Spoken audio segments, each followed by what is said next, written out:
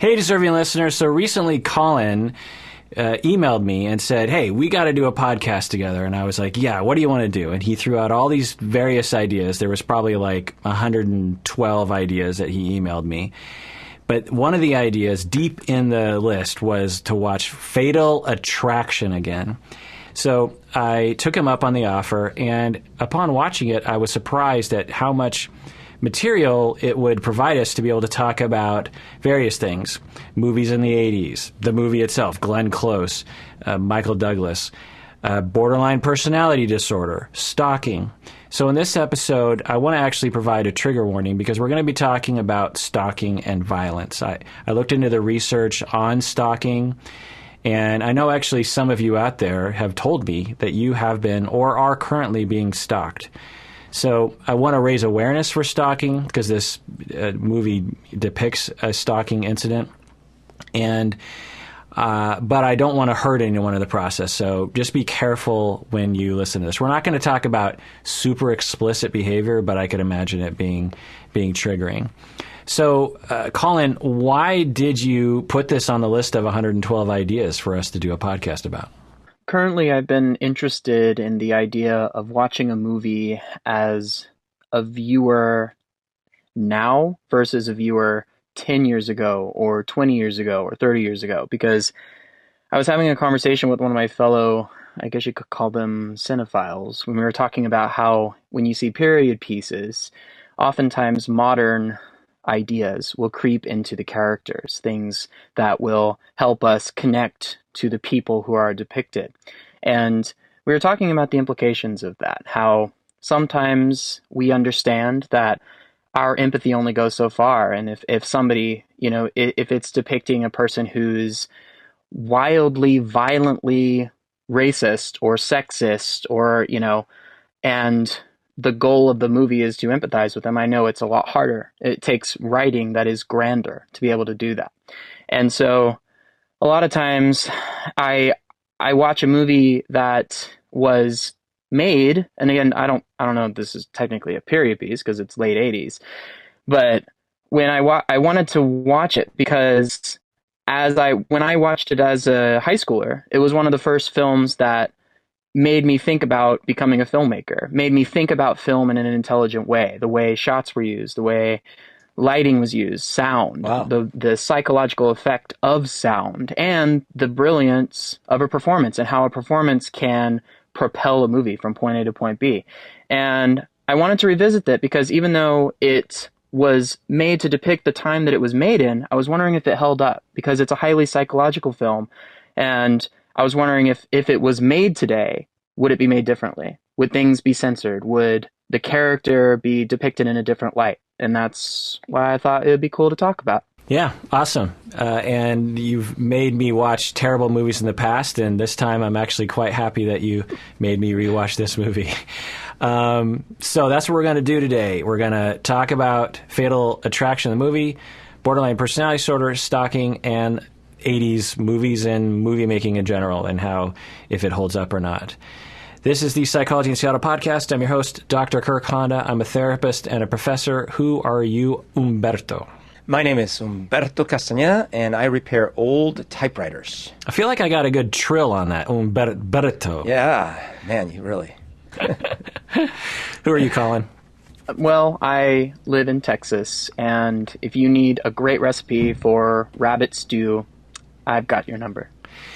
So it's interesting because there is a bunny boom in Seattle right now. Like in North Seattle, there is a huge bunny proliferation in a way that I've never seen before.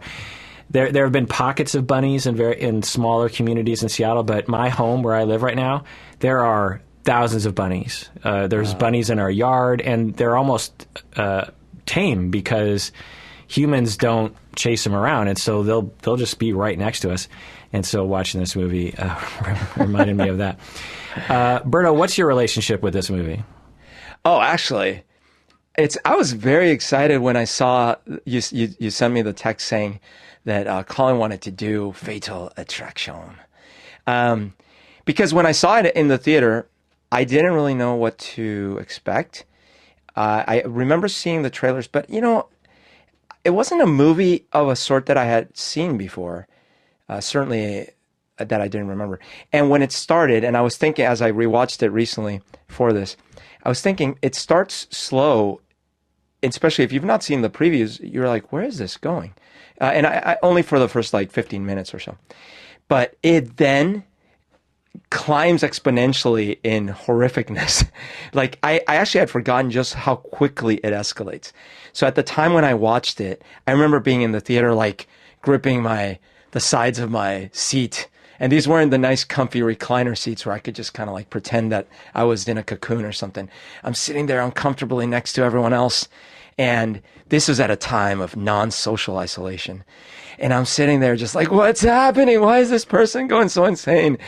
There's some very memorable moments in that movie. Very dark, memorable moments. Yeah, there's some classic scenes. There's just absolutely. some classic scenes. For years later, I would always, for random reasons, go like, stay away from my wife, my life. I would just like... I will not be ignored. Yeah, so I definitely enjoyed it in the theaters. It left a mark. Yeah, so let's go through our various different chapters here. Later we're going to get into borderline, and even later we'll get into stalking and the research on that. But first, let's just review the movie and talk about it. But at the very end, let's give our rating. I want to flip things around. Normally, I'm starting to listen to this podcast called Friendly Fire, where they review war movies, and they always wait until the very end to give their rating.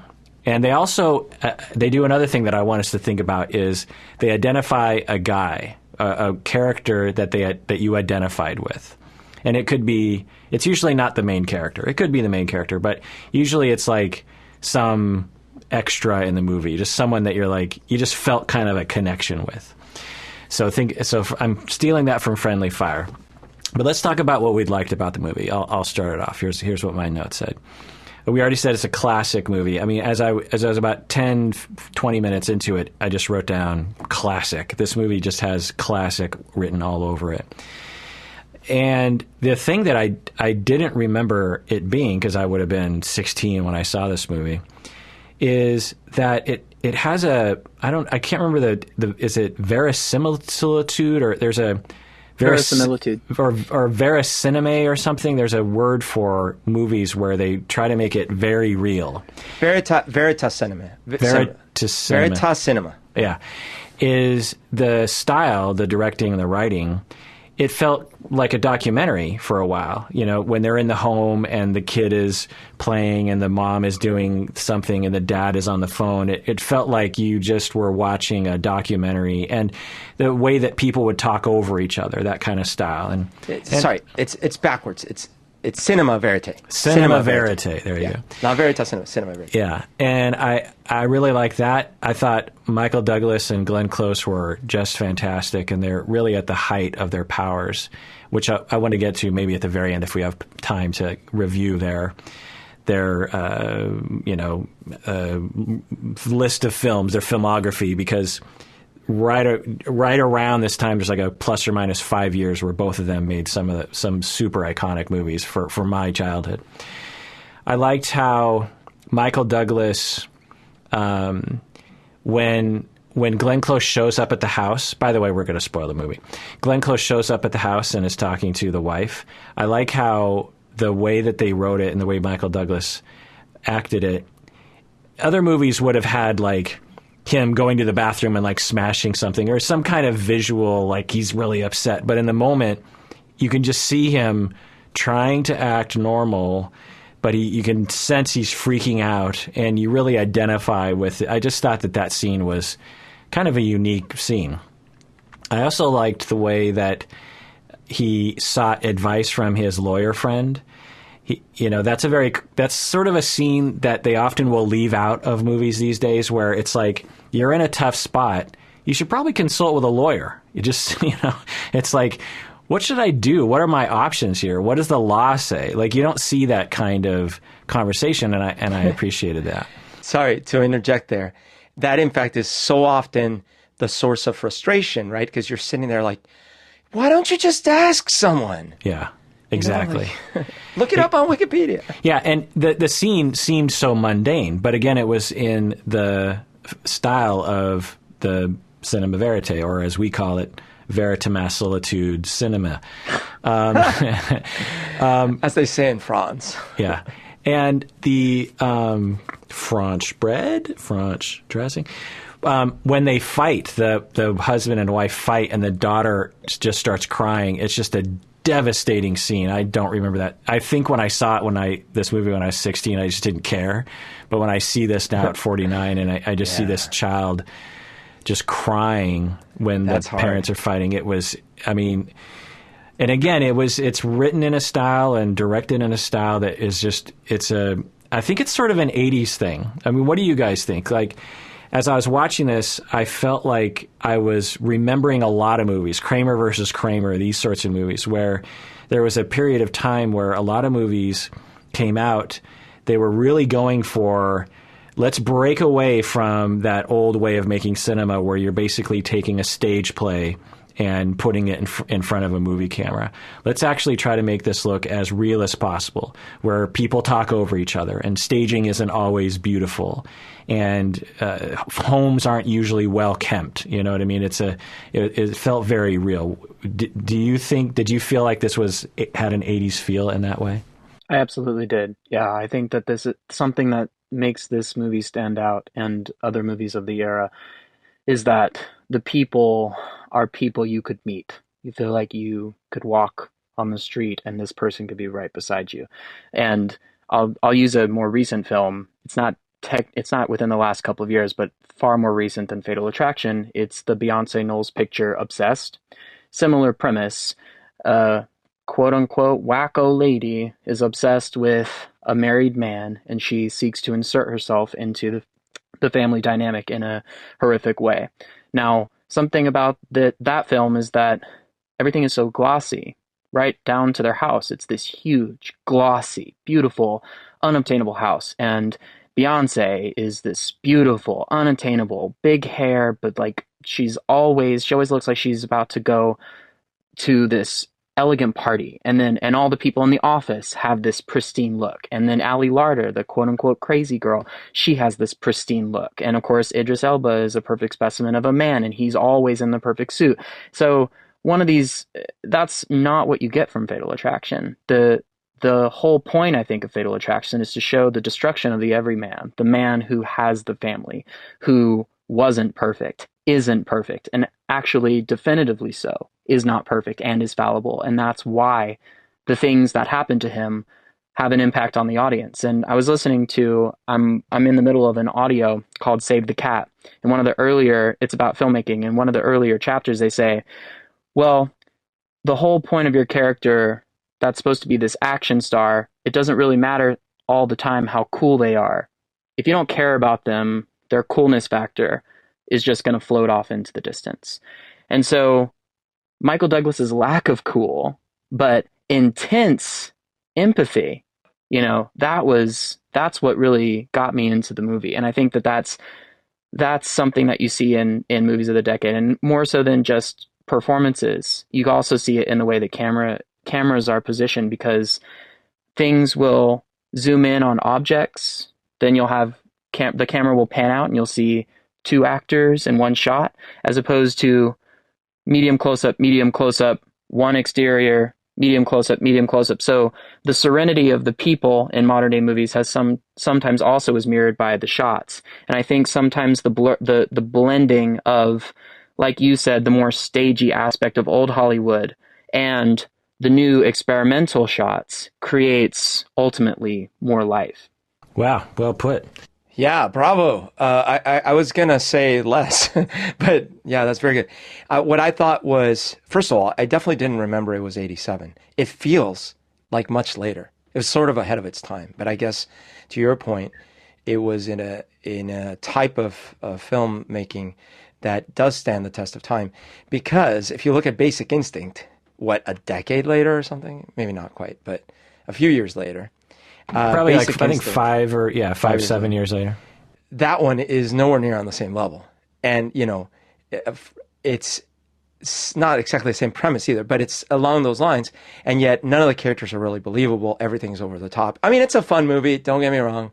I enjoyed it just like the next guy, but it's not a classic. It's not as on the same level. Right. And I do think that, especially as I was rewatching it, because I think the first time I watched it, I didn't appreciate those aspects. I didn't appreciate a lot of things because I was just younger and stuff.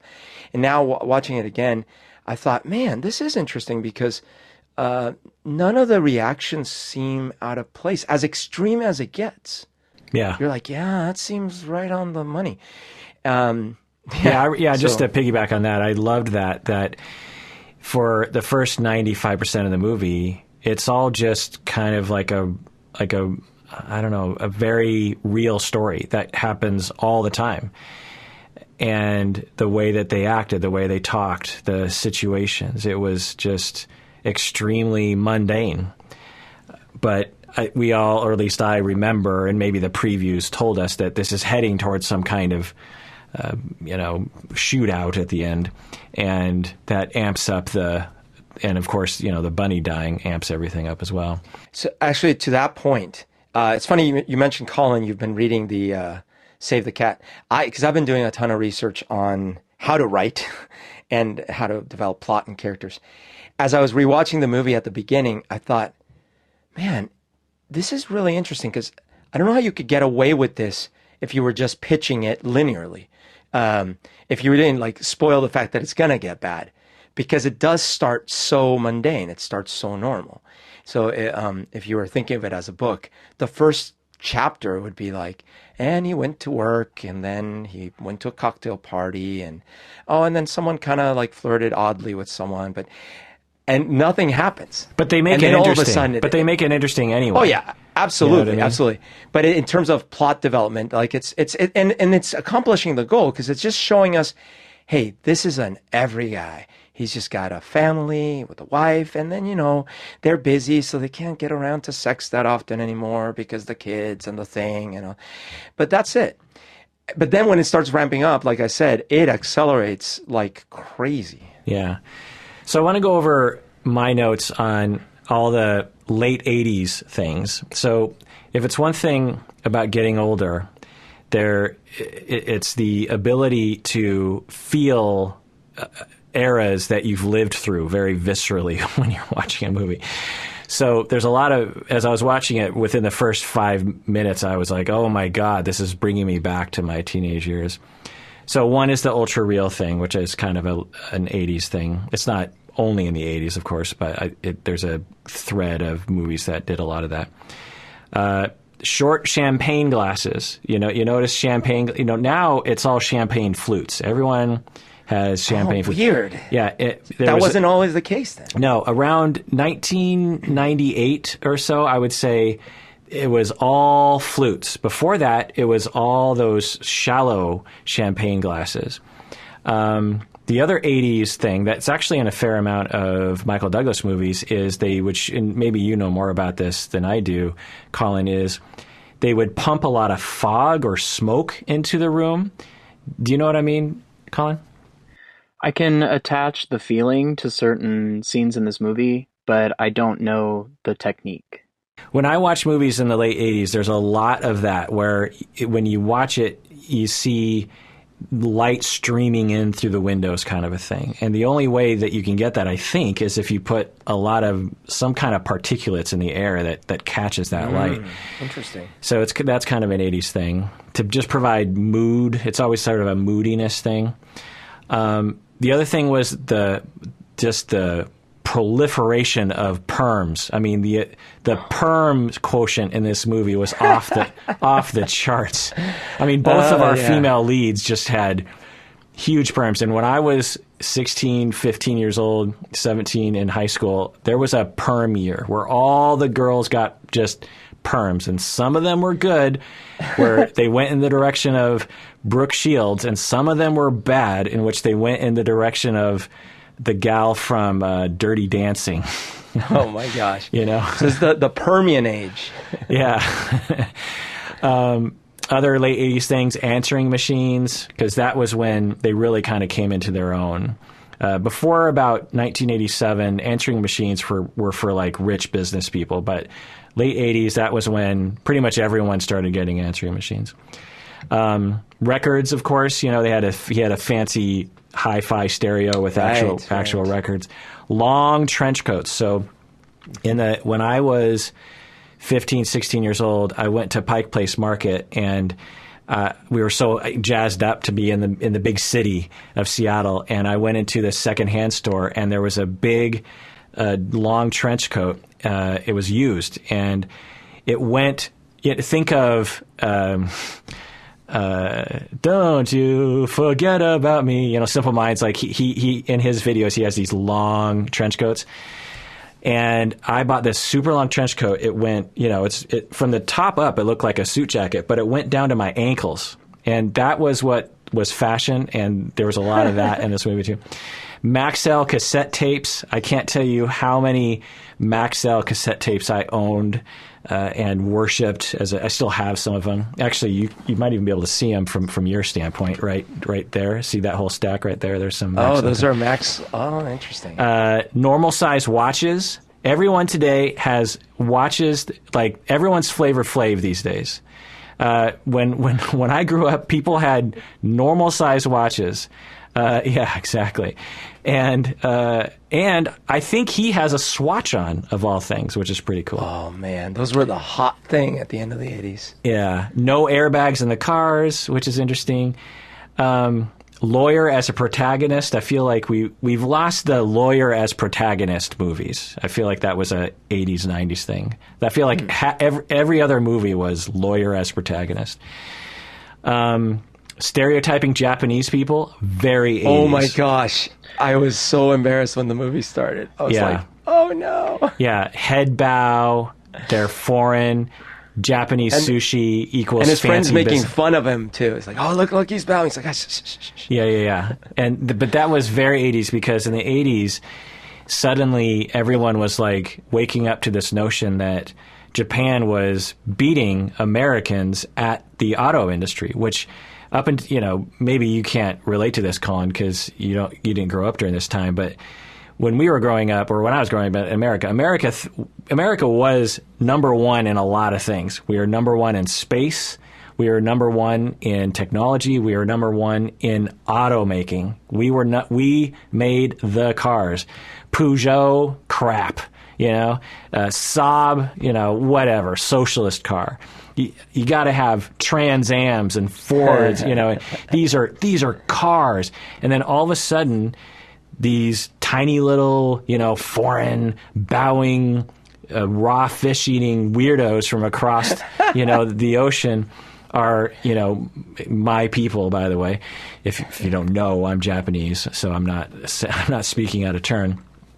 Are suddenly making cars that are way more reliable, last longer, better gas mileage, and cheaper, reliable, and and it was all of a sudden Americans were like, what's going on? And so there was this struggle with that, and I was a part of that as a Japanese person growing up in America at the time, with the last name of Honda, by the way.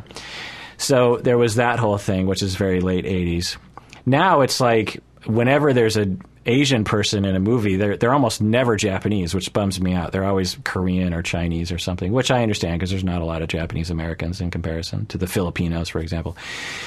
But anyway, I want to ask you guys a question about the next thing. The sex scene, when they have sex on the sink and the water. There's a water motif pretty obvious in this movie.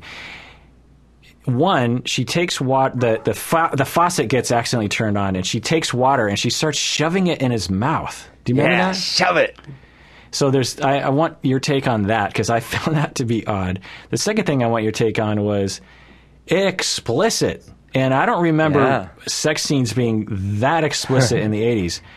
But there is something 80s about having a sex scene. So on one hand, it was too explicit for the 80s, in my estimation. But I feel like a saxophone solo is an 80s thing. A good sex scene is a very 80s thing too, Yeah. So what did you guys think of the water in the mouth behavior? I mean, by the way, the best thing is if you can combine the sax solo with the sex scene. Yeah. You got the sex. Honestly, I was shocked when I saw that, which is why, again, my misconceptions of how I saw this movie. But because I remember being sort of embarrassed a little bit during those scenes, like, oh, that's a lot of explicitness. But then again, you're right. In the 80s, you had like Terminator. Terminator had like some pretty explicit sex. Right. So I had been overexposed to sex scenes in the 80s anyways. But I still remember in that scene, maybe it was the combination that he wasn't supposed to be doing it. And it was so animalistic and so, they're just pawing at each other. And the fact that like, doesn't anyone care that the water is running? Like, come on, people. And yes, she grabs the water and just smears it on his face. And I'm probably going like, what about all the germs? You didn't even use soap. What's going on? And then she smears the water on her titty paws. And yeah. It's especially triggering now, given our current state of affairs, when it's like something dirty in a film, I think. Yeah. Yeah, I like to think of Alex as water, actually. While I was watching it this last time, I think that as she manifests, depending on how powerful she feels or how a part of Michael Douglas's life she is, the water will take different forms. You know, in this instance, she's literally shoved down his throat. He's tasting her. She's leading him to different spots on her body, leading him to her nipples.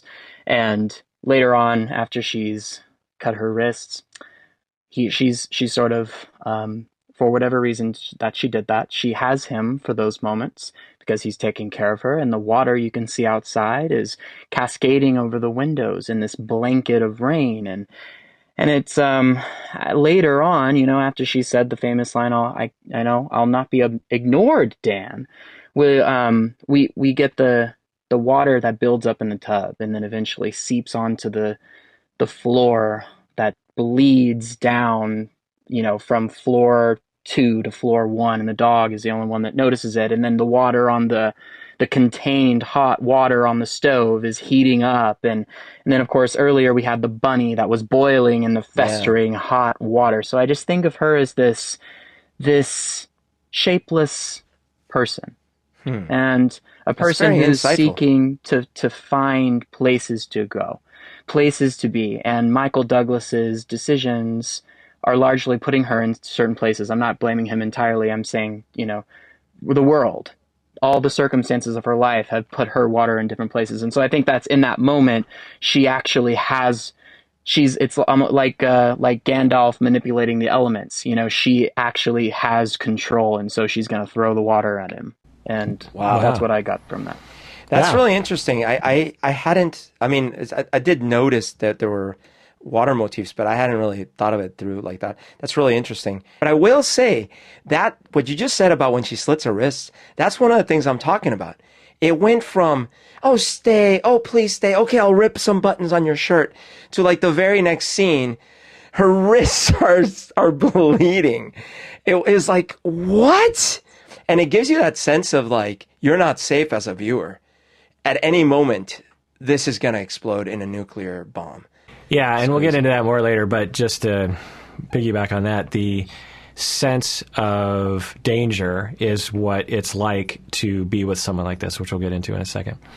All right, so let's go to things we didn't like. Well, there wasn't a lot of things I didn't like. There were a few things I would have wished it was a little different. I wish they would have made her a little bit more relatable, Alex's character. Like, there was a scene where she almost calls the wife, but doesn't. You know, she's upset, and she calls the home. The wife answers the phone, and she's like, gonna tell her, but then she hangs up the phone, and she's upset. So in that moment, it humanizes her. It shows that she's not evil. She is upset, and she's hurt, but she has a good side to her. You know, she has a limit at that moment anyway, of just like, well, I can't destroy these people's lives. You know, she makes that choice. And I wish that there was just a little bit more to make her more relatable. I also wished that when the husband tells the wife about the affair, I wish the wife wouldn't have like gone quote unquote hysterical like she did in the movie.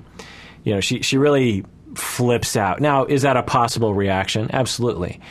But it just kind of rings of that time where you see women as weak and hysterical, and he's the rational one. You know what I mean? I will say this is a trend for Michael Douglas's career. If you think of, not only Basic Instinct, but then the Michael Crichton one he did, Disclosure, where the point of Disclosure was a very anti-Me Too thing in a way, because it's like the whole point of Disclosure is like, oh, you think that sexual harassment is only for women? Well, read my book. Oh yeah. And so like it seems like a lot of these movies, he's the victim. Well, not just Michael Douglas, but a whole string of movies at the time where they did this sort of thing, which like Single White Female, Misery, The Hand That Rocks the Cradle, these kinds of movies. It's all women doing what is primarily a male perpetrated crime. Right. And there's Which, something... to be fair, I mean, that gave it novelty, right? So it was like a little unexpected in a sense. Yeah, I guess, but... and maybe that's why it gets made into a movie, but I don't know. It's notable. The other thing that I really did not like, was the ending. For the first, up until she enters the house, even after the bunny, I was like, okay, I'm with this movie. I could see this happening. If it's one thing that pulls me out of a movie is, come on. And it just gets worse. Like when she enters the house, she's like, it's like a horror movie at that point. She's Michael Myers. You know what I mean? And she's got a knife and she's digging it into her thigh. I mean, what's that? Like clinically speaking, that I don't even know what that is. And then he drowns her. She's out.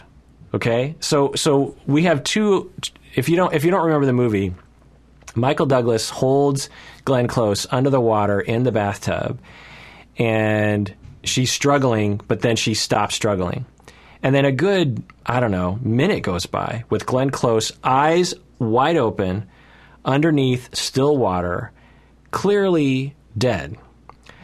And then, boom, she emerges from the water for one last, orgasm of trying to kill him, and then, and then the wife shoots her. That's actually quite common. I'm sorry. I don't know if you ever watched Encino Man or if you watched, there's this movie about Friday the 14th or something. It's quite common. Yeah. So two options. One, she went unconscious with her eyes open, and while underwater had consciousness again. She stops breathing and then comes to life with total, ability to do something. The reflex. Yeah. Dun, dun, dun, that's not likely. dun. Or two, she was faking it, which doesn't seem very likely either, right? So, but that's just it. That one shot is right out of every other horror movie, and it was directed like a horror movie. It had all the horror movie tropes, and I just thought, go ahead. Mike, you definitely, that I think a lot of people felt, including Glenn Close, felt the way that you felt, because there was another ending that she wanted and she thought it was better. Yeah, so I'm not refuting it. This is the way I saw it, and I'm curious if you got any of this. I sort of saw, as I thought she was water, I kind of saw Glenn Close's character as a reflection, a dark reflection of Michael Douglas's character. Things that were repressed, that were external. And I know that in terms of, for cinematic purposes, that diminishes her agency a bit, and I'm not intending to do that. But what I am saying is that I think that him not being able to kill her at the end was kind of meaningful, because when he goes to her apartment and attacks her, there's that moment where he's looking at her and she's smiling at him, and he's backing away very, very slowly, and you see the knife on the counter. And there's this inability to do it. And I know that we could rationalize, well, he's thinking about his life. He doesn't want to go to jail, blah, blah, blah. He's not a murderer. But then you go further, and he thinks that he's dealt with the problem. And he's looking in this reflective surface, water, right at this supposedly dead person. And she's still alive. And the only person that can really destroy it is the wife. and she comes in and she takes care of it. And I don't know what that narrative is meant to mean, but it seemed almost like he had created, and you were talking about, I think, Umberto, some of these trends in Michael Douglas's movies where he is the victim, but I would say especially in this movie and in some cases in those other films, he is directly responsible for what happens. He contributes to what happens in the screenplay. He neglects certain people. He makes mistakes, and I'm not judging him for that, but I guess that's where I went with the ending. But I do see something I think that you're catching on to, which is why it doesn't work perfectly for everyone, is the style is different. Because from A to, let's say, B, which would be, like you said, Bunny, the film is utterly tangible. It's sitting on your shelf in your home. And then the separation occurs because the filming style changes. The way there's a lack of dialogue. There's a new distance to characters. There's an emphasis on motion and music telling the story as opposed to sounds. Sounds like the ringing of a phone. And it becomes more Hitchcockian. It's more and I don't think the film was Hitchcockian, where it's telling its story in those visual terms like Psycho did. Because Psycho is what it is from A to Z. And so when you see Vera Miles walk up to the house at the end, and you don't hear anything that she's saying, but it's the slow, methodical walk, and it's all silence. And then Norma Bates comes in with a knife. There's no tonal distraction. Yeah. So I do see what you're saying. Yeah, I will say that scene has some awesome elements to it. The music is on or something, right? And he can't hear the screaming upstairs. The water, like you said, dripping from the ceiling, the dog. I mean, it has tremendous tension. And there's a way to do that scene, I think, and it would have totally satisfied my disposition or sensibilities, is Glenn Close's character enters the house, and she's conflicted. She wants to hurt this family, but she doesn't know. From the way they shot this, Glenn Close went in there to kill these people, especially the wife, right? And somehow, evades everyone and ends up upstairs like a Mike Myers kind of character. But anyway, let's say Alex enters the house, and she's conflicted. You just see her, but she's not digging a thing into her leg. You just see that she doesn't, maybe she turns to leave the house, but then she sees something, and I'm going to get these a-holes, and she turns around. And not with a knife, but she just viscerally gets into a fight, and maybe there's people falling down a stairwell or something, something just more relatable other than literally Mike Myers' big butcher knife coming down, out of the sky and slashing people. It just had a very... Now, let's go over the alternative ending, which I didn't know about, but you referred to, Collin. So the alternative ending was that Alex actually slashes her throat with the knife that Dan left on the counter that had Dan's fingerprints on it. So then Dan gets implicated in the murder, but then the wife finds the Maxell cassette tape of Alex talking about how she's going to kill herself, and that gets Dan free. And so Dan is okay, and the wife is okay, and the kid is okay in the end. But Alex is dead. Now, for me, that would have been a better ending, but would have been an even better ending, and this is dark, is that Alex slashes her throat with a knife, Dan finds out, and then we just sort of pan out. There's no consequence, there's no police that runs in and accuses Dan of killing her. The wife never finds out about the affair, maybe, I don't know, but Dan is just left knowing what happened, and he can't tell anyone. Maybe that's the ending. He wants to tell someone about what happened, but he can't tell anyone. I know that's dark, but to me, that would have been an amazing ending. What do you think, Berto?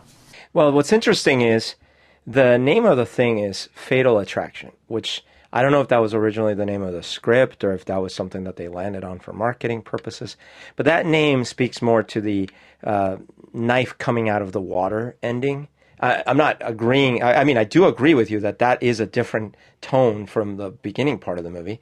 And I agree with you, the way you explained it, especially, yeah, that's a little too far.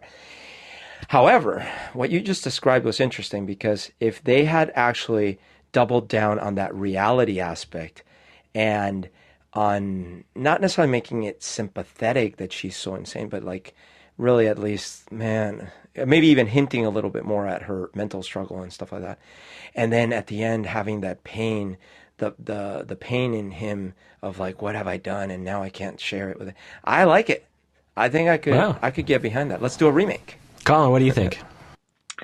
I like that. I think that people are aligned with you, especially modern filmmakers. There's a film called Angel of Mine that I watched a couple of weeks ago. It's not the same story, but it's the same genre. There's family drama, and there's the question of people's sanity is called into question. It's a very psychological film, and it doesn't fall into any kind of slasher trope. There was something to that movie about the soft action. And what I mean by the soft action is instead of like you said, a knife, a crazy axe murderer, the tension of some glass shattering, somebody being pushed up against the wall, and one thing that's aggressive, that disrupts your comfort. So I think that there is a subtler way to take that, and I'm happy that people are going that direction, because it allows for the psychology of the character who's most important, and in this case it would be Alex, to be important from the beginning into the end, not just until it's no longer serving the movie. Because I do get it when it comes to a horror film where we want to be intrigued, we want, I think, on some level for the filmmaker to withhold the answer. But sometimes when it's so realistic, it's actually better maybe to give us some answers, because like you said, the characters survive a little longer as opposed to being more dated in this case. Yeah. I mean, I get it, because this movie was fantastically successful. And with my ending, it's an art movie. And with their ending, it's like a #1 movie of the year. Well, okay, there could have been an in-between, though, because like I do agree that the minute underwater part is a different kind of ending. Like, and I bet you that's what it was. It's like she's a supernatural killer at that point. Right. Now, I liked Colin's angle of like, well, if she is water, but that's a little too surreal for the like. You're talking Lighthouse now, Collin. Come on. Exactly. So I like the idea that there was a thread that if you're a more perceptive viewer, you would catch on to and but I don't like that then you need to have caught on to that thread in order to understand why she survived a minute underwater. But what if they hadn't? What if it had been a little less slashery just in that moment? Still give the audience a thrill, just not quite so unbelievable. Would that have ruined the ending for the average viewer? Probably not. It definitely would have taken, at 50% of the annoyance away for sure. That minute underwater, and then she comes out of water like she's the Kraken from the deep, anyway. Or go the other direction. As she emerges from the water, you see scales start to form on her face, and she's the shape of water. Yeah. Unless the point of the film is to take away the humanity of this woman until there is none left. But I think there's a way to do that would have, in my eyes, would have been believable, Yeah. Like I said, she didn't have a knife. She just, with her bare hands, because she could have done a lot of damage to, that wife, slamming her head against the wall, or I don't know. And you can't give me Dog Day Afternoon for 2 hours, and then at the last minute, he's a superhero. Exactly. Yeah, I went from Dog Day Afternoon to Friday the 13th in like half a second. So let's go into borderline personality disorder, because a lot of people come to this for psychology-related topics, so let's talk about it.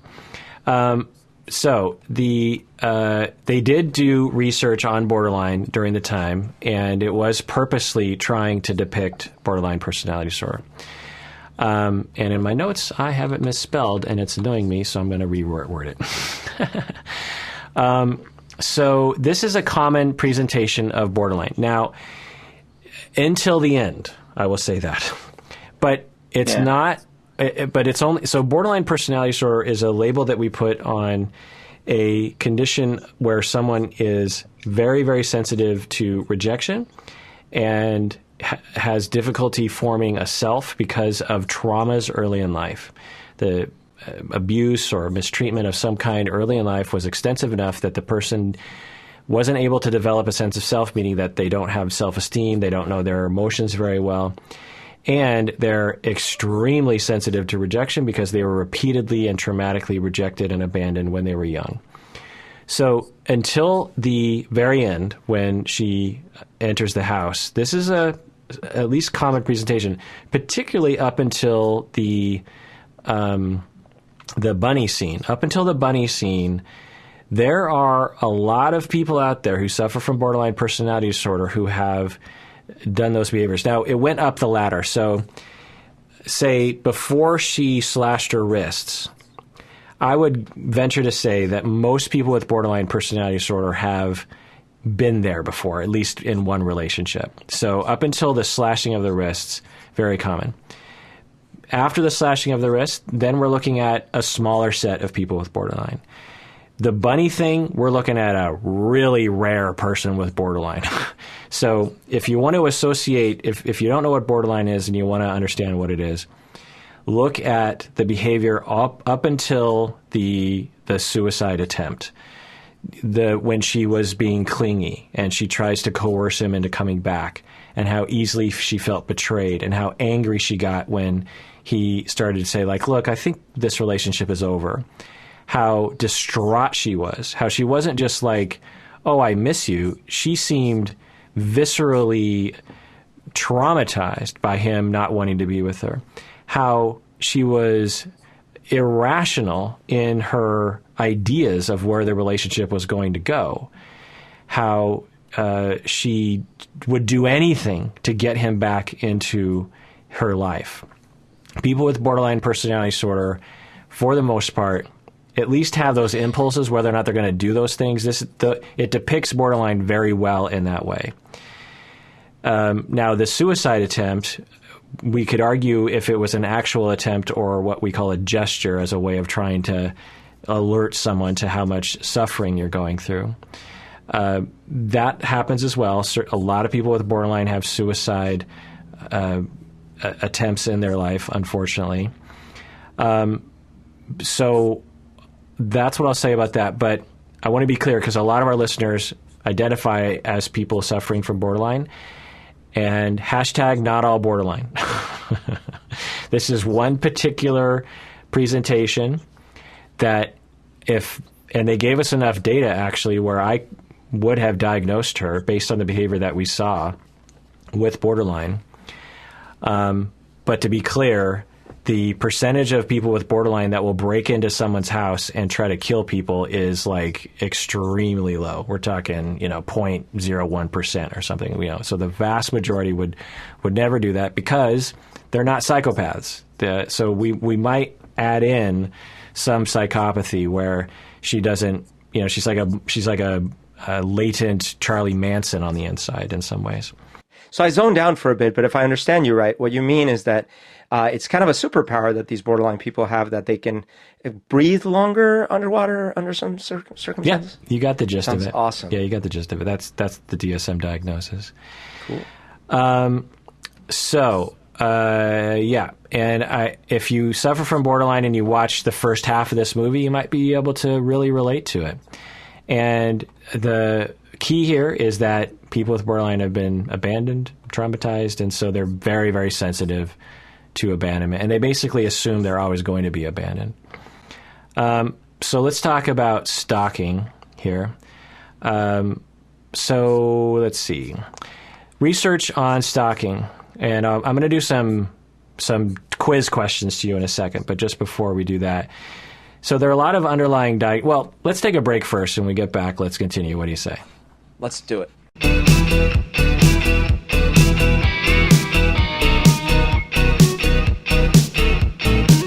All right, we're back from the break. If Alex, played by Glenn Close, were to tell everyone to become a patron, what would she sound like, Berto?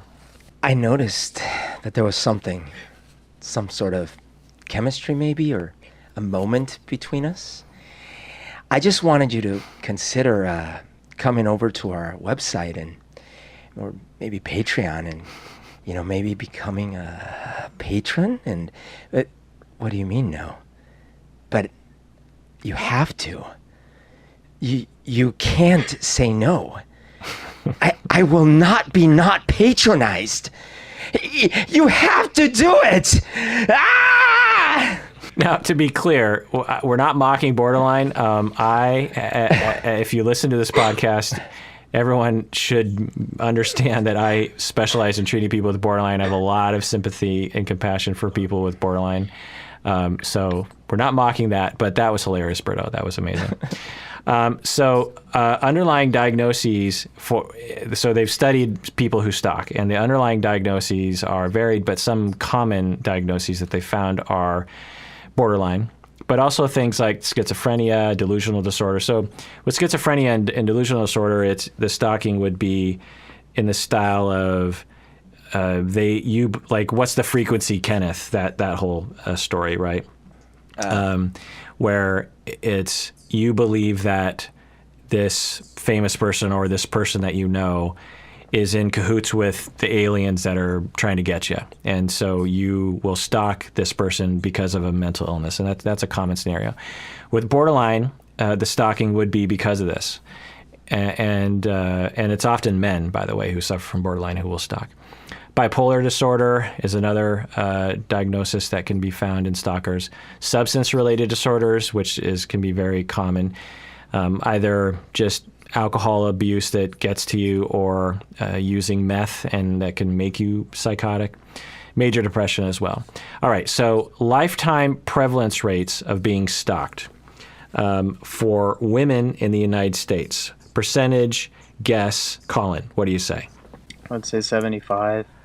Berto? Ooh, 60. 8 to 16% of women in the United States. Oh, I think, did we get it backwards? Yeah. Wait, did we both hear it backwards then? Lifetime prevalence rates of being stalked of women in the United States? Yeah. No, I've heard it be so frequent, but okay. No, I mean in terms of unwanted behavior, I mean there's a spectrum there. I see. But in terms of I extrapolated on that. Yeah. Yeah, in terms of what would be considered stalking, where the individual is like, I am being systematically stalked by a individual who is still though. Yeah, for a long period of time. But yeah, I mean 8 to 16%. Yeah, that's huge. It's a lot of people. Yeah. Men victims percentage, lifetime prevalence. 4%. 5. Great, 2 to 5%. You are both right. Duration for most is a year or less, which I guess is some reprieve since it doesn't last forever. But 10% last for 5 or more years, which would be awful. Gender, women are blank times more likely to be stalked. Collin, what do you think? I'm going to say 25. Okay, Berto? 15. 3. A lot of men get stalked. A lot of dudes are being stalked. So our classic stereotype is male stalking female, right? And that certainly is the most common profile. But there are a lot of men stalking other men, and there are a lot of women stalking men. I mean, it's not the dominant profile, but millions, okay? People of color are more likely to be stalked, by the way, research finds. What behaviors, so I have a list of behaviors here that are reported by stalking victims, like the stalker did this to me. What are those things, do you think? Let's go back and forth. Collin, what do you think? Well, parking, for sure has to be one. Parking near where they live, near a residence. Okay. Berto? Sending text messages. At all times. Collin? I would say following schedules, tracking schedules. Okay. Good. Berto? Taking photos of them from a distance. Wow, you guys would be good stalkers. So we stalk each other. I have 40 years experience stalking people. So Berto said the most common, which is text messaging and phone calls, which is 63%. This is the favorite tactic by both male and female perpetrators, which makes sense. It's the easiest thing to do, right? You just text and call. Unwanted letters and emails, 30%.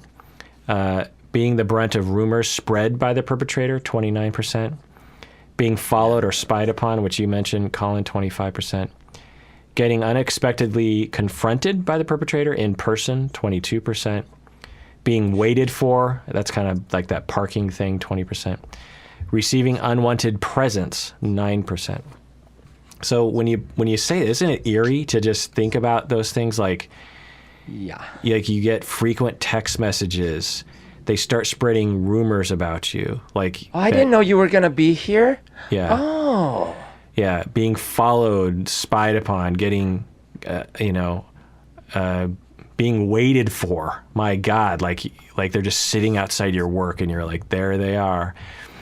And the movie does a good job, I think, of explaining how the victim might be ignored, to quote, Glenn Close's character, in terms of what Michael Douglas's character goes through when he comes to the cops, Right. or reaches out to, he doesn't, obviously, he's trying to keep it a secret, but there's, I would guess, and correct me if I'm wrong, that there's probably a level of nullification that happens whenever you say that you're being stalked, or at least there's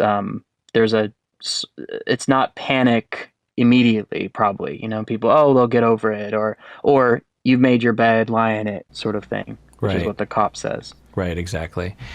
Yeah, the laws are getting slightly better over time, but they are not as robust as they need to be. I mean, imagine going through something like this. Yeah. This is absolutely criminal behavior. In some ways, if I was being stalked, I'd rather them just pull up and like punch the crap out of me for like a half an hour and get it over with than the constant fear of where are they? What are they going to do? So what are the victim's worst fears as a result of stalking? Let's list those. Collin, give me one. Disruption of family life. That some private thing will emerge of them, maybe some photos or... Okay, humiliation or something. Yeah. Collin. Harm to owned objects, possessions. Okay. Berto.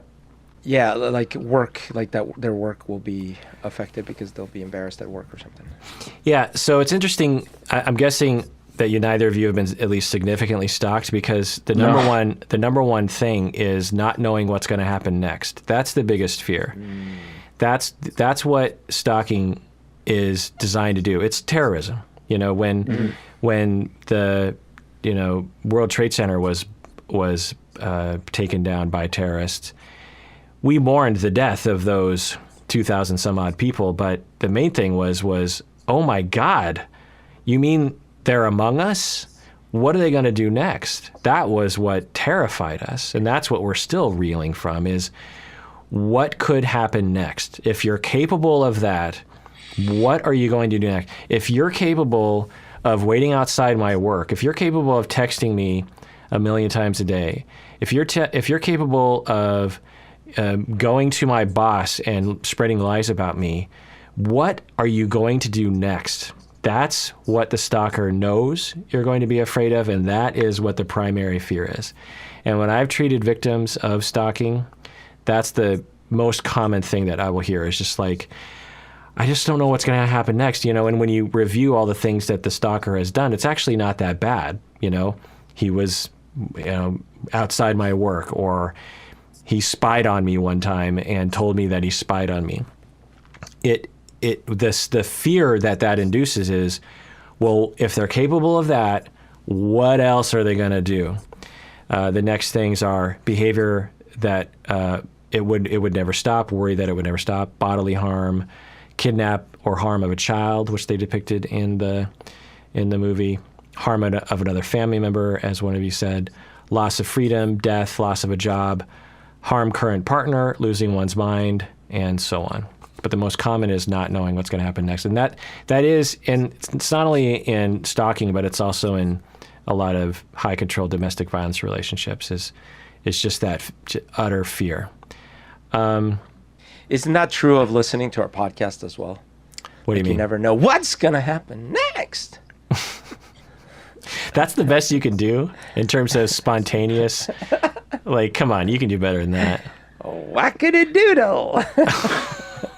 It's so random. Whack-a-doodle, yeah. Hey, listeners, You just never know when a whack of the doodle is going to come out of Berto's mouth. So reasons behind stalking. So like, why do people stalk?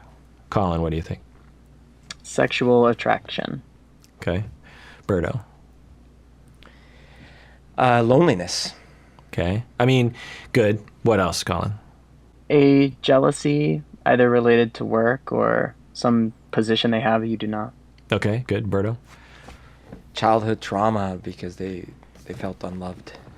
Yeah, I mean, those are reasons that would lead to these reasons, which is, a good way of answering the question. You're talking about more like surface level reasons. Yeah, like retaliation, anger, control, mental illness, like being schizophrenic, liking the person, having a crush, trying to keep the relationship, which is a big one, actually, which is what Alex does. She's trying to keep the relationship going by stalking. Substance abuse. The stalker liked attention. The person was alone. Someone mentioned that. They want to catch you doing something. They're trying to catch you doing something so they can blackmail you, that kind of thing. Crimes. So what sort of crimes might stalkers get involved in? Theft. Breaking and entering. Yeah, good. Collin, what do you think? I guess this is also theft, but the stealing of passwords or unauthorized access to social media. Yeah, we haven't mentioned that. That's a big one. Berto, what do you think?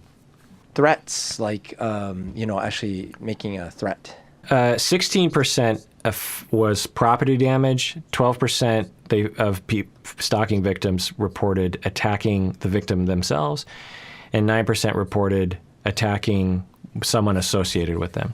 And that's what they show in this movie, is attacking a family member. 4% of victims will report that. Attacking a pet, the bunny, 2%. Attacking or attempt of attack or harm of a child, 2%. So they actually, got that right. Now, it's a rare behavior of stalkers to do, but it is found in the research. The most common is damage to property. Or someone in the victim's household. So, they might throw a rock through the window or key someone's car or try to burn the house down, that kind of thing. Interestingly, the second thing is illegally entering the house or apartment.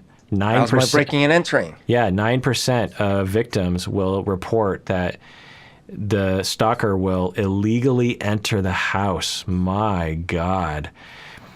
Okay. So stalking is a massive problem that is highly prevalent in every society. Is basically genderless, except men are more likely to do it and women are more likely to be harmed, and people of color are more likely to be victimized. But it really is in every aspect of life, in every corner of our society. And I don't think that our laws are robust enough. If you actually talk to people that go through this sort of thing, it is the worst. Like I said, I've treated victims in the past, and they'll tell me that. They'll just say, like, I wish this person would just like stab me once so I could go to the hospital, and I just want it to be over. It's this constant. I wake up worrying about it. I go to bed worrying about it. It screws with my sleep. I'm constantly looking over my shoulder. I'm wondering when the other shoe's going to drop. Are they watching me right now? It just will drive you nuts. And so that is unfair. That's torture. It's criminal. And if our laws are there to protect people, it should protect that. And there is, I don't think every state has different laws about it, but I feel like if you can make a good case that someone's stalking you, I feel like that person needs to be dealt with. The other thing I'll say is that a friend of mine that I grew up with, he has a security business. He's a professional security guy. And one of the things that he does is he gets hired to deal with stalkers by rich people. So like Bill Gates will have a stalker, because these people frequently have death threats and this kind of thing.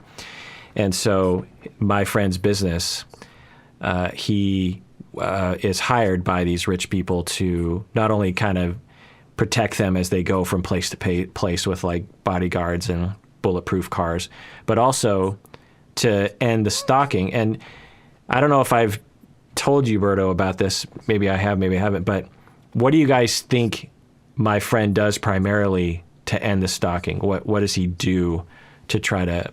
And he often successfully ends the stalking. He calls them up and says, I have a certain number of skills that I can use to make... No, I think recommend counseling. Interesting. What do you think, Collin? I think that he gives them something, some kind of either a misdirect, something to let me phrase this a little better. In the circumstance that they would be stalking, making it more difficult for them to stalk, so they have more obstacles and they have to get around it. Interesting. Or show them the impact, maybe, like... So what my friend said he did, because I thought, because he's like a military guy, I thought he would go threaten them or, I don't know, put a lock on their door. I don't know what they do. What he does is he contacts the family and says, did you know that your brother is stalking our client? And the family almost always is mortified and, oh, well, he must be off his meds or he must be this and that. And then the security company says, well, is there anything you can do? Or can we help you to reach out to him and so that we can actually help them? And because it's not just the stalking that is going on, this person is obviously really suffering. So that's what they do. Stalking is a big problem in our society, and we have to raise more awareness, and we have to provide more services for people, more support. And if you know anyone who is being stalked, reach out to them, give them some support, hang out with them, just be with them because they'll probably feel better. So take it very, very seriously. It's bad news. And if you have impulses yourself to stalk, which I do know some listeners do, it's evidence of suffering, and so you deserve treatment so that you don't have to suffer, and by definition, you don't have to stalk as well. Rotten Tomatoes rating, Collin, take a guess. I'm going to say 85. Berto. You talking about the people rating? People rating... No, not people. Well, there's both, right? There's the critics and the people. Yeah. So the critics, I'd say 90%. 75%, which I was surprised by. Roger Ebert actually, of course, wrote a review in the Chicago Sun-Times, which I loved, and I completely agree with this. Fatal Attraction is a spellbinding psychological thriller that could have been a great movie if the filmmakers had not thrown character and plausibility to the winds in the last minutes to give us their version of a grown-up Friday the 13th. Because the good things in this movie, including the performances, are so very good, it's a shame that the film's potential for greatness was so blatantly compromised. Now, I don't know if I take it, so end of review. I don't know if I take it that far, because I still do think it's a great movie, but I think Roger Ebert put it pretty well. It's like these people that will take a movie like Signs and throw away the baby with the bathwater just because the last 25% of the movie is complete stupidity and drivel, and so it negates the rest of it. When I saw Signs in the theater, I didn't think it was that dumb. It's so dumb. I don't remember thinking it was amazing. It ruins the whole thing. But I remember, enjoying it. What about you, No, Collin? the beginning is great. I thought it was amazing. Yeah. He's so good at building suspense and everything. Yeah. And then everything for the last quarter of it is this contrived mess. Like, the bat was there so that you in that moment could remember what the dying mom said. So, wow. It's just so bad. Yeah. Was the premise that God was involved or what? God sent the aliens to test this one dude's faith. So, or to help him regain his faith, really, because he had lost his faith. Because God took his wife in the first place. Is it Mel Gibson? Yes, it's Mel Gibson. And Joaquin Phoenix. right? So God causes this accident that makes his wife die. And then he's like, oh, spoiler alerts, by the way. And then he's like, oh, I've lost my faith. And then God's like, don't worry, I'll invade your planet and make it so that I have some little contrived things, like your daughter can throw little glasses of water on them and stuff. And then you'll regain your faith. Right. I think that the ending of that movie is compromised in a way that Fatal Attractions isn't. And what I mean by that is that when you're watching Signs, if I remember, I need to rewatch it, but I felt this film, this script coming from a sense of things are out of your control. They're out of your comprehension, and you're going to struggle, and you're going to feel sad that you don't understand. And I didn't get the sense that answers were out there. Oh, yeah.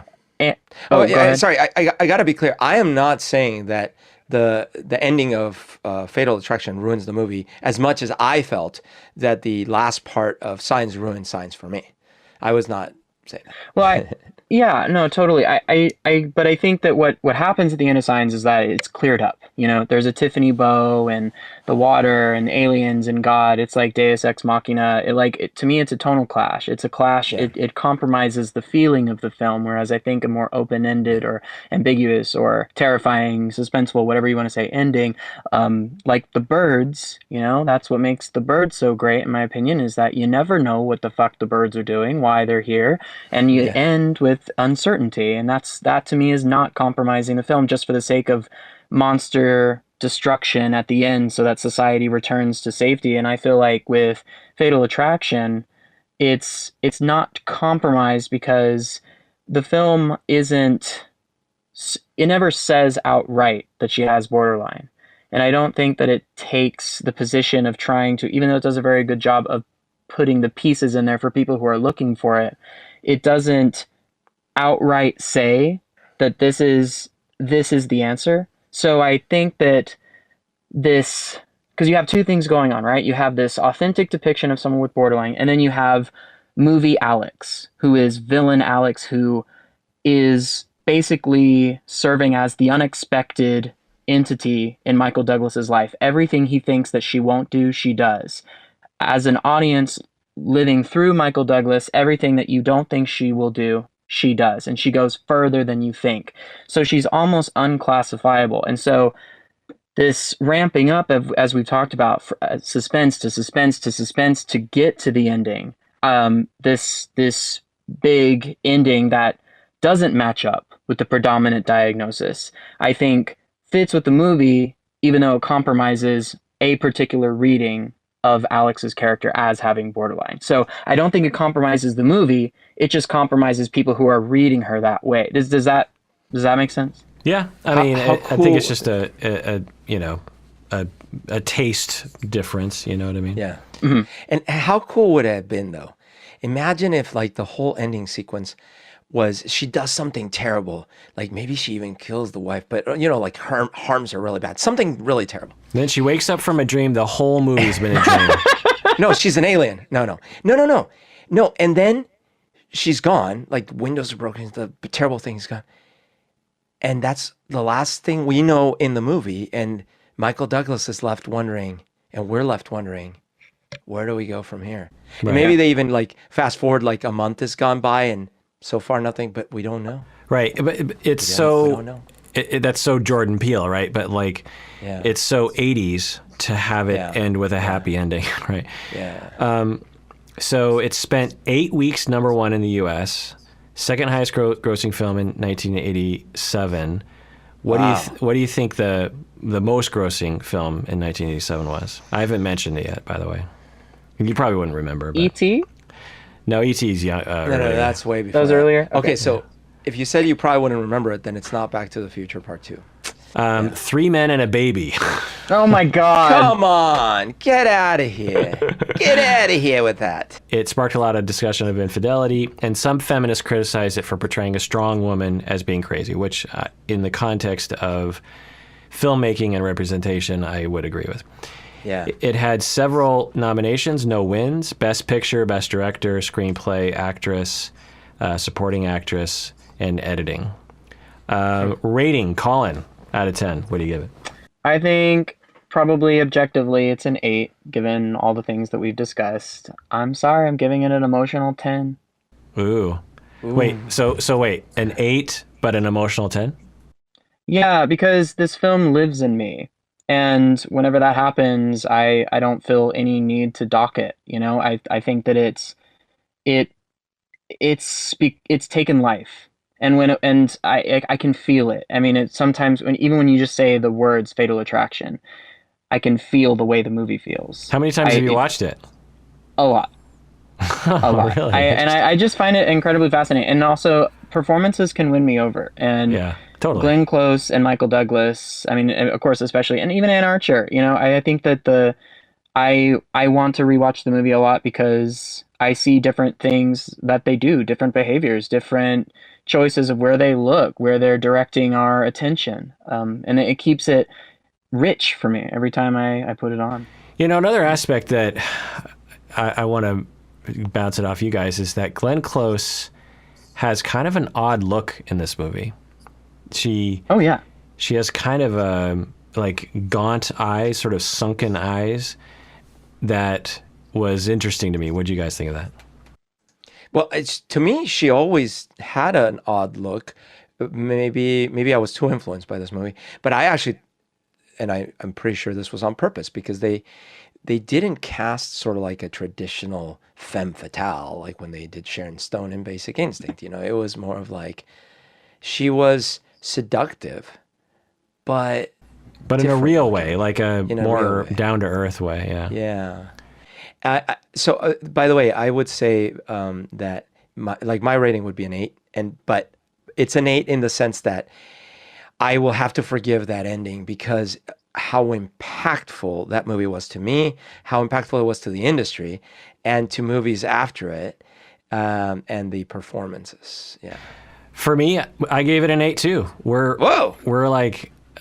nice. all pretty high up there. Nice. If this would have had a different ending, like the ending that Right. I was mentioning, I might have bumped it up to a 10 because up until she enters the house and maybe even the bunny, it's just so well made. The acting, it was interesting. It kept my attention, even though it's a mundane story in a lot of ways.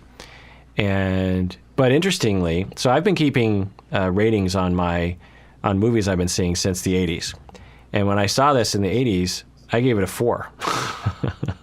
I didn't like it when I was a kid or in my 20s whenever I decided to rate it. Interesting.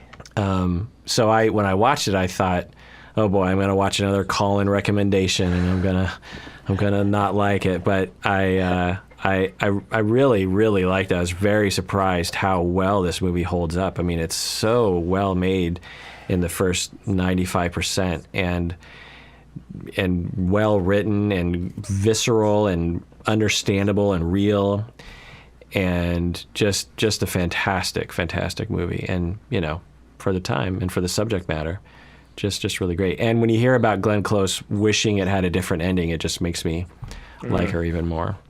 And I think that you're right about it's just extremely visceral. And also when you brought up how she looked, I think that it's important that she looked the way that she did and not like Sharon Stone, because part of, I think, what Michael Douglas's character sees in her is a conquest, somebody to be conquered, or an excuse or a way to feel like a man again. After they have sex, he's saying, thank God, when she's like, oh, that was great, and then immediately when she's like, hey, would you like to go dancing? He's like, oh God, really? He looks a little bit like, I don't know if I have the energy but he goes because he's like, it's almost like a competition. Like, I got to keep up. I got to like be the man.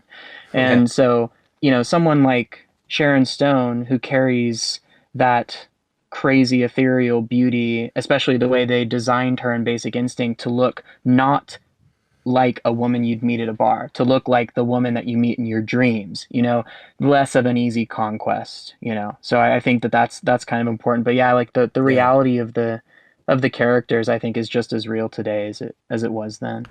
Yeah, and I really liked the way they didn't pull any punches with him. He's essentially an a-hole. Yeah. Yeah. And they also gave us no reasons, which I find to just be super aggravating when in writing. inevitably in these scripts, there will always be like, oh, well, I know why he's cheating. It's because his wife is a bee, you know? His wife is controlling, or she won't have sex with him anymore. When we watch this movie, it's clear. This wife is the best. His family is the best. His home is the best. He has a dog and a kid and a life, and he's not unhappy. There's no reason other than the fact that this woman just hits on him. And we also get the impression that this wasn't his first time doing this sort of thing.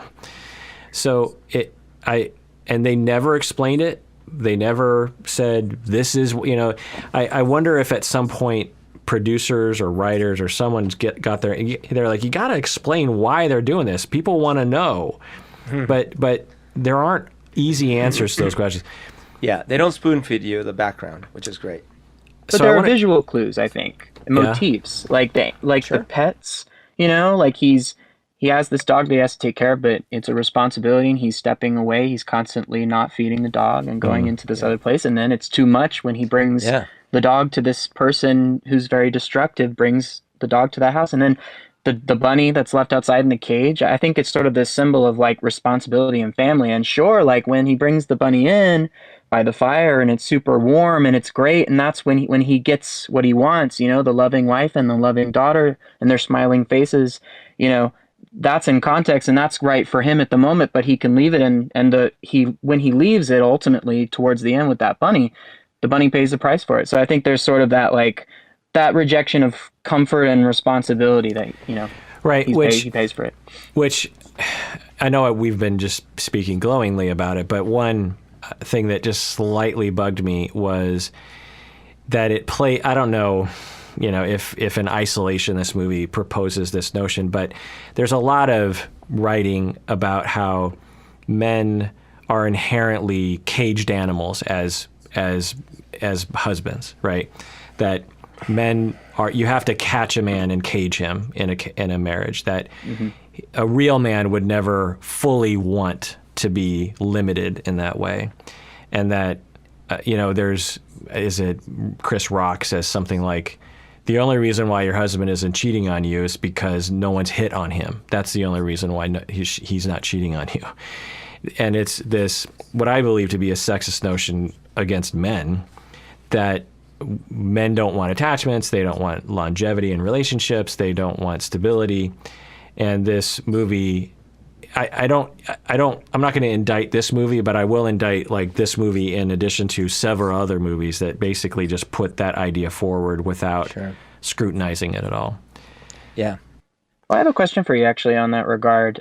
I know we're trying to wrap up, but you know, I think that there's another layer to it that I see where characters in this situation, and yes, predominantly they're men, they just don't have the conversation. You know, they're so rarely have I ever seen somebody say, I actually got hit on by this lady, or I'm having strange feelings. It's like this, there's an idea of a family man or an idea of a husband, or maybe it's like a toxic masculine idea. I'm not sure where it comes from, but there's just no talk about it. And it always seems to be, you know, that the affair is a sort of symptom of this lack of being able to actually share. And I know that can inflict harm when you say, actually, I'm attracted to this other woman, or like, hey, I was hit on and it didn't bother me. But I just was wondering what y'all thought of that, because it's just strange that I never see the conversation until after the affair has already happened. Right. Yeah. I mean, I will say anecdotally, I do see conversations like that sometimes. I mean, they're not like distraught in my anecdotal experience. They're not just like, oh my God, I don't know what I'm doing. It's more like, look what I'm doing, this kind of thing. Mm-hmm. Everyone is shamed for dependency, and men are particularly shamed for dependency. Everyone is taught that they should be independent in our American society. Men are particularly taught that they're supposed to be independent. And there's a lot of conflict in marriages and a lot of unmet needs that are happening. And when someone comes along, or there's an opportunity for any gender to get some of those attachment needs met, it's very intoxicating, and people will just jump into those relationships because it's like, oh my God, I finally feel wanted. I finally feel, like someone wants me sexually, that someone wants to be with me. It's not just this mundane relationship. And if you are operating on a lifetime of suboptimal getting your needs met, and then this thing comes along and new relationship energy always feels very intense, then it's going to be a hard thing to resist. And it's hard for any gender, But men are particularly taught that they're things that will keep them suboptimal on meeting their needs met attachment-wise, which make them particularly susceptible to affairs. And that's my conceptualization. So Glenn Close, her era, I know I promised to talk about it. So this is just my take on her classic era. By the way, she was 40 when she filmed this movie, which is interesting. She was 39 or 40. And by the way, she looks a lot like my mom. If you want to picture my mom, Glenn Close and my mom. That's a good point. I didn't think about that. Yeah. So 1987, Fatal Attraction, but going back 5 years, World According to Garp, which was a big movie in my childhood with Robin Williams. The Big Chill, that was a massive movie in 1983. I never saw it because I was 12 at the time, but I remember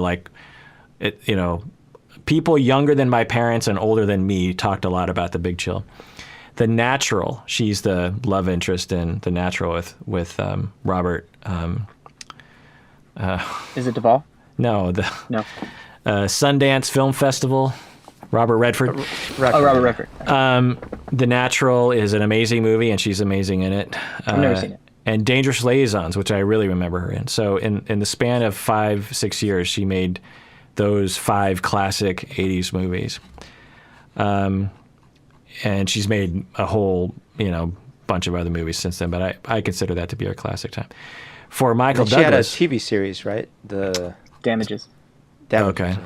I mean, she's been all over the place, but Michael Douglas, 43 at the time, he was in the middle of his classic period too. 1983 Star Chamber, which I loved that movie as a kid. I still think about that movie sometimes.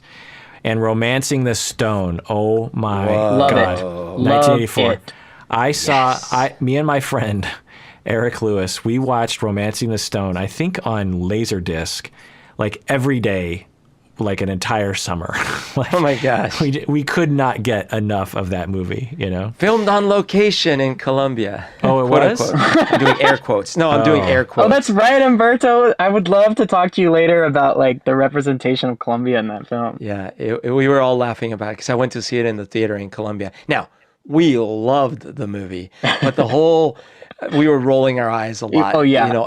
All the accents they're all Mexicans, and then all the places this is such and such places that's not in Colombia. But still, it was an amazing we have trouble with representation today. In 1984, it was particularly bad. Fatal Attraction, 1987. Wall Street, 1987. Fatal Attraction and Wall Street in the same year. Black Rain, 1989, and War of the Roses, 1989. Amazing. Then you fast forward to the early 90s, Basic Instinct, and of course, Falling Down. Yeah. So in the span of 10 years, he made, and he also is a really prolific producer. In this time, he produced Starman, which I love. He produced Flatliners, which I loved back then. Oh, yeah. Is that with Demi Moore and all that? Yeah, the Brat Pack were in the Flatliners, yeah. And just a whole bunch of other movies that I think he also, he produced One Flew Over the Cuckoo's Nest as a young person. Right. Because him and Danny DeVito were college roommates. Oh, they were. They were acting buddies, and I think they produced things together. And So it was really the height of both Michael Douglas and Glenn Close's career. And let's go on to the director, also his golden era too, Adrian Lyne, English guy. He made Flashdance, 1983, 9.5 Weeks, which I think you had suggested also, is that another favorite of yours, Colin? 9.5 Weeks? I just texted you that I was watching it because I was trying to work my way through his filmography, and that was the first one that I started with. You were drooling over what's his face? Oh my God, Mickey Rourke. Mickey Rourke. Like, I at that always time, wanted to so watch hot. 9.5 Weeks because as a kid, I remember people were talking about it at school, but I was too young and I couldn't watch it.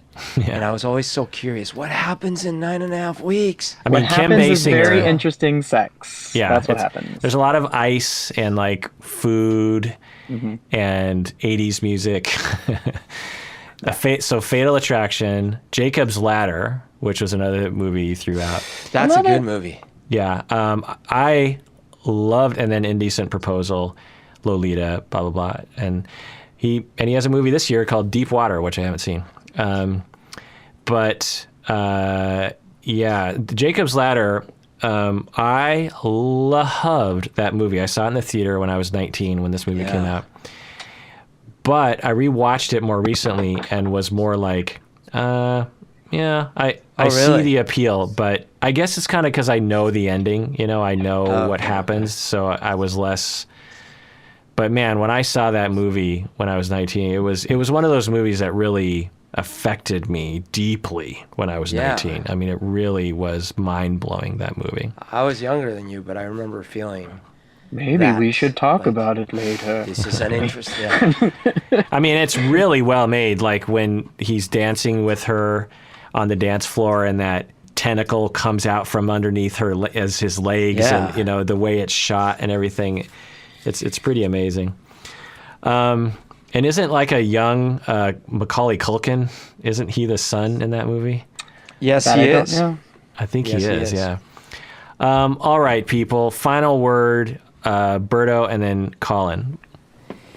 Yeah, so as I was saying earlier, this was a movie that it was so immersive and so amazing that it made me believe that I saw it in the theater, gripping my seat and just we go from, okay, this is an interesting affair. Where is this? Oh my God. And then like it gets worse and worse and it's just so good. So I think that overall it was a good thing that it was made and it influenced a lot of things. I'll always have fond and scary memories of it. Yeah, just chiming in on your final word is that it influenced a lot of things, but it's almost like in the 90s they bastardized this movie in a bad way in a lot of ways. Like this is the gold standard. It's sort of like First Blood was the gold standard, and all the Rambo movies were like bastardized versions of First Blood. Yeah. Colin, final word. I think that as a movie, when viewed as something that doesn't have to answer a question of a type of person that is like this, you know, whether it's working woman or borderline, you know, when you're not trying to learn from it and you're just experiencing it, I think it really holds up. And I think that one of the things this movie does wonderfully when viewed by the right person is that it starts conversations. I mean, I think this movie is referenced a lot as coming out at a time when people just couldn't stop fucking talking about it. And I think, yes, because it was a very new concept, a very new style with a new approach to these characters that obviously we've seen more of today. But I think it's timeless in a way. And it's also a time capsule. So if you're in the mood for something that is gonna get under your skin, it's not PC. I don't even like that term. I don't even know why I just fucking used it. But it's one person's vision of one very troubled individual. And I think that the performances are absolutely astonishing, and that's part of what makes the film really work. And I think that, you know, it's also not just the performances, but what they connect to, the shots, the way that the telephone is a character, the way that lighting is used when it's hit on different colors or hit on white. You know, what does it mean when there's all these rich, beautiful flowers that are around the wife or around the family, or there's lush green and when the light is even, and then the harsh lighting of in the almost stone-like residence of Alex, and she's wearing these white sheets, wearing white things that look like they're from a hospital. You know, the contrast and the visual storytelling, everything is just so alive. And so if you love film, can't go wrong with this one, I don't think. All right, everyone. Nice. That's the final word. Please take care of yourself because you deserve it. You deserve it, especially if you feel like you're being ignored. Oh.